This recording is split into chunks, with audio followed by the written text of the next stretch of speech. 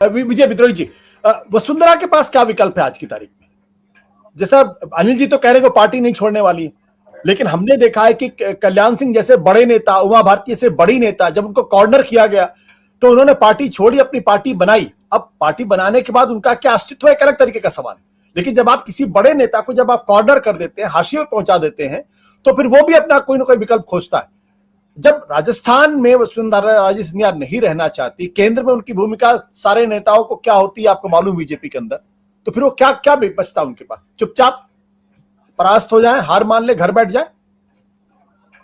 वसुंधरा ने एक शेर पढ़ा था एक बार विधानसभा में कि हम परों से नहीं हौसलों से उड़ा करते हैं, तो वो एक सियासी हौसला है उनके पास।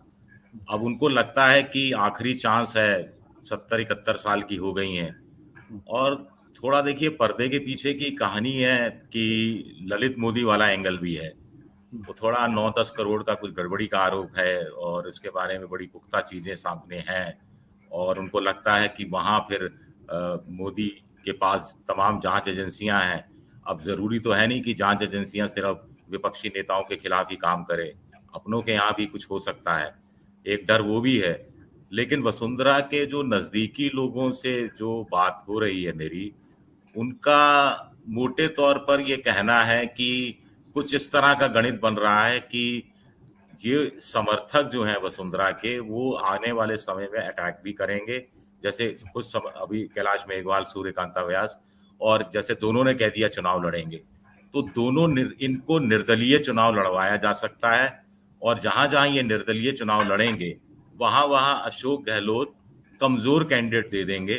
ऐसी कुछ प्लानिंग है। अब इसमें कितनी सच्चाई है नहीं, ये दूर की कोड़ी भी हो सकती है, लेकिन ऐसी कोई प्लानिंग है कि वहां अशोक गहलोत कमजोर कैंडिडेट दे देंगे, और ऐसे में फिर नतीजे आने के बाद फिर चीजें नए सिरे से परखी जाएंगी। मोटे तौर पर ये एक विकल्प लग रहा है, जिस पर मैं भी यकीन करता हूं कि इस तरह की एक प्रैक्टिकल लड़ाई वसुंधरा राजे पार्टी में रहकर लड़ सकती हैं, प्लस सेलेक्टिव प्रचार हो, जहां किसी के यहाँ जाएंगी, किसी के यहाँ नहीं जाएंगी, और बाकी वक्त आने वाले दिनों में एक कुछ बैठक का भी कुछ इरादा है, ऐसा भी बताया जा रहा है। बिल्कुल। विजय जी, बार बार ये कहा जाता है वसुंधरा राजे सिंधिया क्यों नहीं पार्टी छोड़ सकती? बिल्कुल ठीक बात है, ऐसा कोई सवाल नहीं है। आपने जैसे उदाहरण बताया, कल्याण सिंह जी का उदाहरण बताया, उमा भारती का उदाहरण बताया, ये येदियुरप्पा जी भी एक उदाहरण है कर्नाटका में, जिन्होंने पार्टी छोड़ दी थी। उसके नतीजे भी आपने बताए हैं, नहीं बताए हैं तो सब लोग जानते हैं कि क्या नतीजे उसके रहे हैं।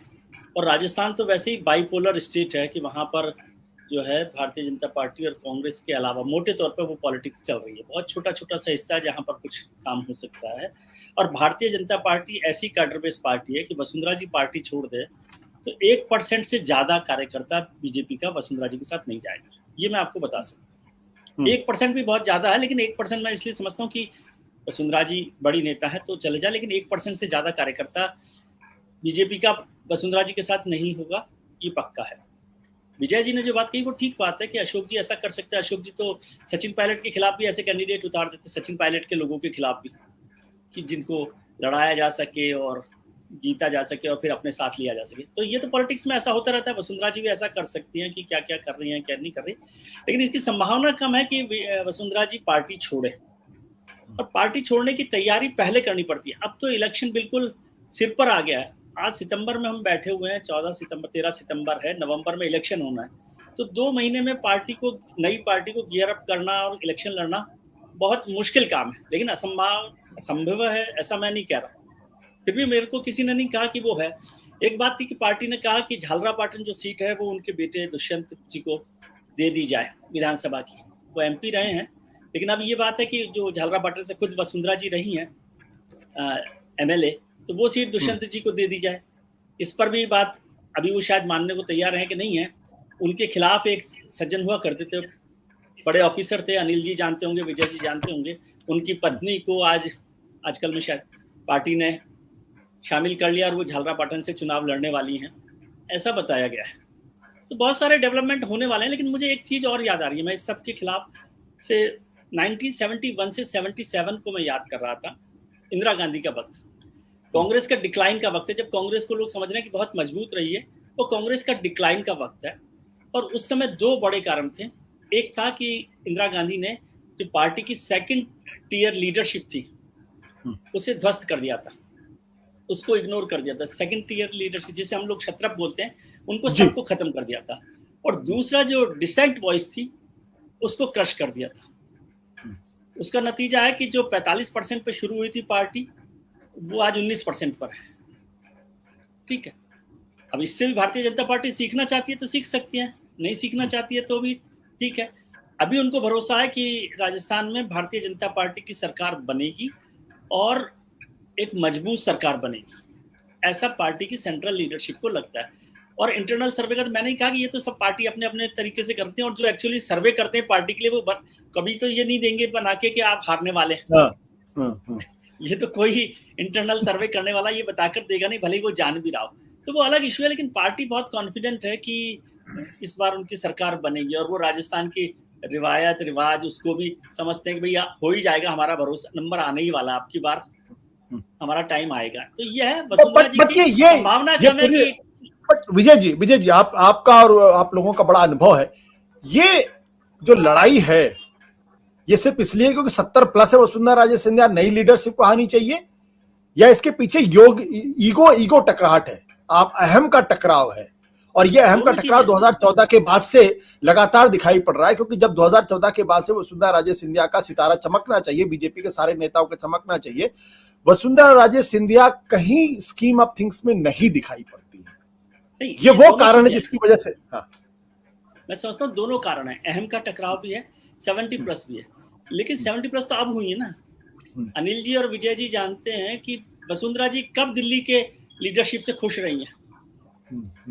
नरेंद्र मोदी और अमित शाह को आरोप लगाना थोड़ा सा गैर वाजिब लगता है। राजनाथ जी जब अध्यक्ष थे ना, तो वसुंधरा जी दिल्ली आकर पार्टी ऑफिस भी नहीं आती थी। और अटल बिहारी वाजपेयी जिन्होंने खड़ा किया उनको, जिनका आज वो जिक्र कर रहे हैं, वसुंधरा जी को राजमाता के कहने पर विदेश राज्य मंत्री बनाया था उनको, वसुंधरा जी को। तो वाजपेयी जी की भी नहीं सुनती थी, और भैरव सिंह जी से तो उनकी लंबी नाराजगी रही है। तब अहम का टकराव, या वो अपने आप को हमेशा ही बड़े कद्दावर नेता के तौर पर देखती रही, उसमें कोई गलत भी नहीं है। लेकिन वो टकराव सिर्फ नरेंद्र मोदी से नहीं रहा है, ये मैं आपको कहना चाहता हूँ, अमित शाह से भी नहीं रहा है, क्योंकि इनसे तो हो सकता है, क्योंकि वो समझती है ये दोनों लोग उनसे जूनियर लीडर हैं। लेकिन जो उनसे सीनियर लीडर थे, उनके साथ एक्चुअली दिल्ली से उनकी पटरी बैठी नहीं। और वैसे भी मैंने देखा कि जयपुर के या राजस्थानियों का मिजाज है कि उनको दिल्ली सुहाती नहीं है। सत्य हिंदी का ऐप डाउनलोड करें गूगल प्ले स्टोर पर।